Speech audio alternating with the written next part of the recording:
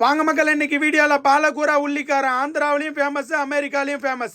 இதை ரெடி பண்ணி ஃப்ரிட்ஜ்ல வச்சிட்டீங்கன்னா ஒரு மாசத்துக்கு குழம்பு இல்லாத நேரத்துல இதை சாதத்துல போட்டு பிசைஞ்சு சாப்பிட்டுக்கலாம். 2 கட்டு பாலாக்கீரை இது போல நல்லா பொடியா கட் பண்ணிக்கோங்க. ஒரு பெரிய சைஸ் வெங்காயம், சின்னதா 8 பல்லு பூண்டு, 2 டேபிள் ஸ்பூன் அளவுக்கு தனி மிளகாய் தூள், 1/2 டேபிள் ஸ்பூன் அளவுக்கு உப்பு, தண்ணி ஊத்தாம இது போல நல்லா அரைச்சுக்கோங்க. தனியா ஒரு கடாயில 50 ml எண்ணெய் ஊத்தி 1/2 ஸ்பூன் அளவுக்கு கடுகு, 1/2 டேபிள் ஸ்பூன் அளவுக்கு கடலை பருப்பு, 1/2 டேபிள் ஸ்பூன் அளவுக்கு உளுத்தம் பருப்பு, பருப்பை நல்லா செவக்க வறுத்துட்டு இது கூடவே 5 வரமிளகாய் கிள்ளி போட்டுடலாம். 2 கொத்து கருவேப்பிலை, 1/4 டீஸ்பூன் அளவுக்கு ஜீரகம் போட்டுருவோம். தாளிப்பு ரெடி ஆயிடுச்சு. இந்த ஸ்டேஜ்ல அடுப்பை நல்லா சிம்ல வச்சுட்டு அரைச்சு வச்சிருக்க உள்ளிக்காரம் பேஸ்ட் இதுல போட்டுருவோம். இது எல்லாத்தையும் நல்லா கலந்து விட்டு பச்சை வாசனை போகிற வரைக்கும் நல்லா வதக்கி விடுங்க. இது நல்லா வதங்குற கேப்ல 1/4 டீஸ்பூன் அளவுக்கு மஞ்சத்தூளை போட்டுருவோம். இந்த பாலக்கூரா உள்ளிக்காரம் பூண்டு ஊறுகாய் மாதிரி சாத்து கூட போட்டு பிசைஞ்சு சாப்பிட்டுக்கலாம். இந்த மசாலா நல்லா பச்சை வாசனை போய் எண்ணெய் பிரிஞ்சு வர இந்த நேரத்துல பாலக்கீரையை கழுவி வடிகட்டி வச்சிருக்கேன். அதை இதுல போட்டு நல்லா வதக்கி விட்டுடலாம். மீடியம் சைஸ் கீரைனா 2 கட்டு யூஸ் பண்ணிக்கோங்க. பெரிய கட்டு கீரையா இருந்ததுன்னா ஒன்னே